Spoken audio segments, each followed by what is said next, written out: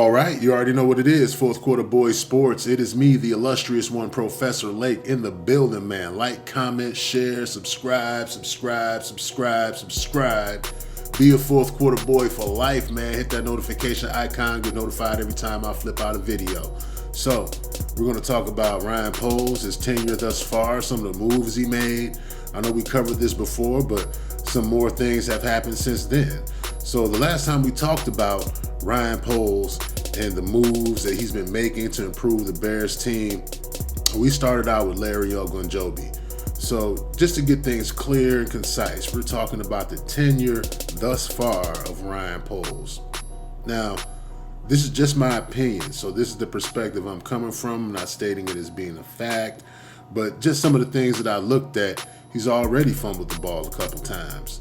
Now, when you look at a team like the Chicago Bears and you think about what they've been known for over the years, they've been known for having a great defense, being able to put pressure on quarterbacks, turn the ball over, keep their team in the game until the last minute, and we could pull off a miracle. That's what's been happening. That's what the Bears are known for, not having a complete football team. The defense has always been intact. You look at the defense, you look at the Khalil Mack trade, which I think was a decent trade.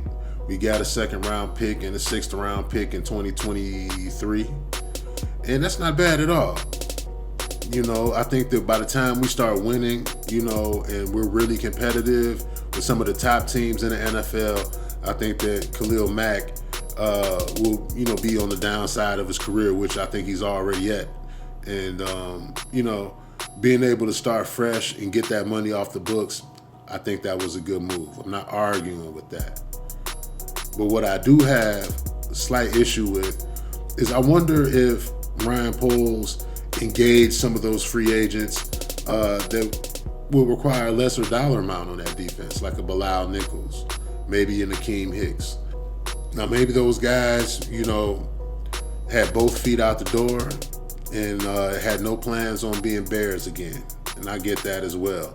But I wonder about the effort made to keep some of the talent that existed on the Bears defense.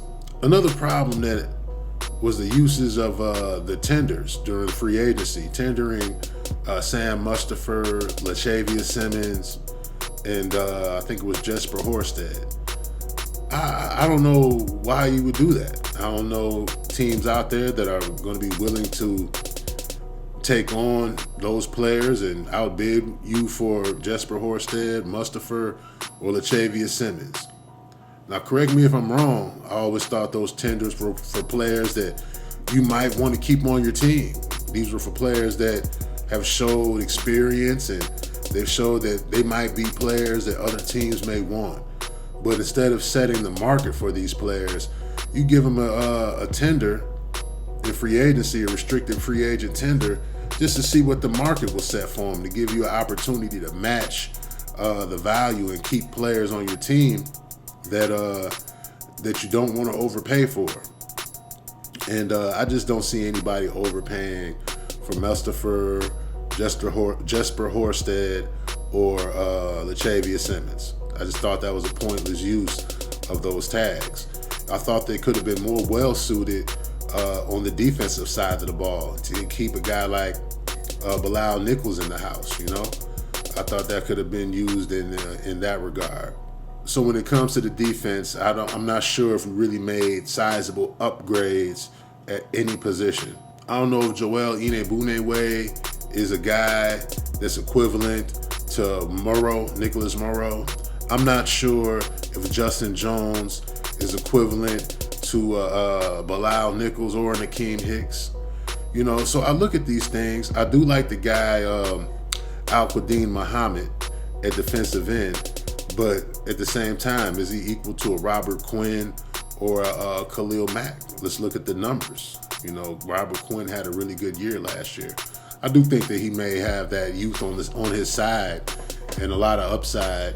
So he does have that going for him. And I do like all of these signings. I'm just wondering about the status of them being upgrades to what you already had and being able to offer comparable contracts to players that you let walk out the door.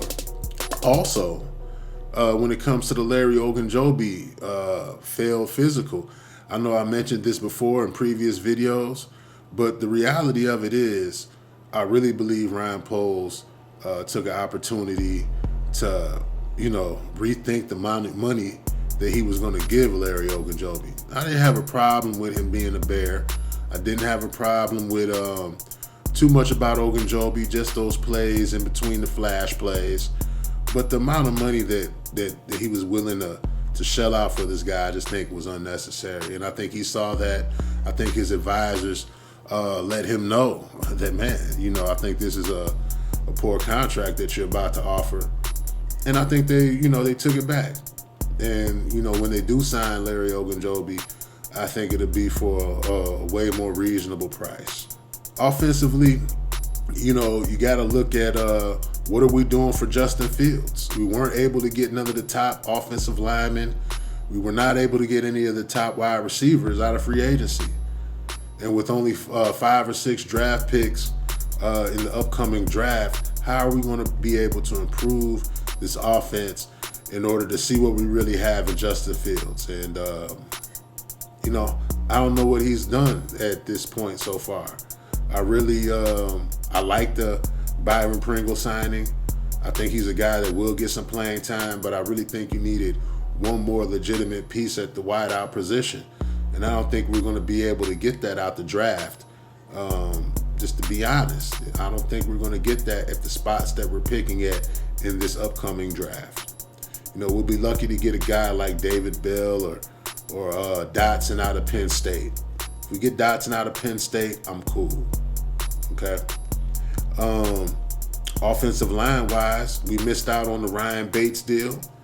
I had a feeling that this was just one of the Buffalo Bills' ploy to set the market for a player that they weren't sure what the market was saying the player was worth. That's what you use a restricted free agent tender for, to see what the market is for a player that you don't want to overpay for. And that's what they did. Matched the offer, brought their guy back. The Bears were used as a pawn, and that's all that was. So what are we going to do up front? Again, with such a small amount of draft picks, how are we going to improve this offensive line? Who are we going to bring in here? So those are the questions on my mind. The free agents that we brought in, the only guy that I'm really kind of down on is Dakota Dozier. I've been hearing a lot of bad news from Minnesota about how they wanted to either cut him 2 years ago, and I'm just curious to see, what a 30-year-old offensive lineman can improve on to turn those opinions around, So a lot of the mind, when you take a look at the tenure thus far and what Ryan Poles has done to improve the Chicago Bears, I'll go as far as to give him a C+ because we still need to see what goes on in the draft. Free agency isn't over yet. There's still room for improvements. So at this point, I would definitely say he's earned a C+. One reason I dock him down is because of the Larry Ogunjobi contract. I just think it was overpaying for a guy with an injury. And, being able to correct that'll probably take him up from a C+ to a B- at least. And definitely losing out on not being able to get any of these guys at wide receiver that can help Justin Fields on NFL Sunday, Monday night, Thursday night. Not getting him a solid starting offensive lineman out of free agency. That should have been one of the main focus points, to get some guys on offense that could help our young quarterback develop. I feel like we're in a worse position than we were in last year, just with better coaches, but with less talent on the field. Free agency isn't over. The draft has not came yet, and new coaches. That's what we said last year. With some better coaches, we could be a better team, and hopefully we could carry that on into the upcoming season. But I really want to see a little more talent brought on to the Chicago Bears. But you know what it is, man. Fourth Quarter Boy Sports. It's me, the illustrious one, Professor Lake, in the building, man. Like, comment, share, subscribe. Be a fourth quarter boy for life, man. Hit that notification icon down there. Get notified every time I flip out a video. I'll let your boy, man. One.